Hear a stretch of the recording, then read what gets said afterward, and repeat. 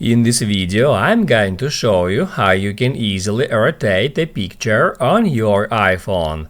Be sure to watch the video to the very end so you don't make any mistakes, and of course do not forget to like this video and subscribe to my channel. Thanks guys.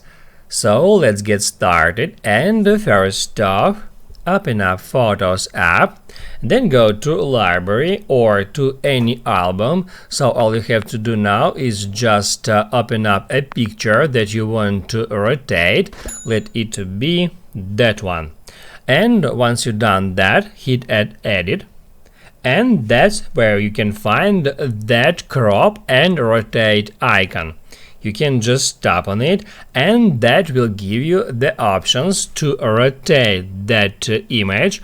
All you have to do is just hit at that icon to rotate it, and that will rotate it 19 degrees counterclockwise each time you tap at that icon. Once you're done with that and you want to save that image, you can just hit at Done.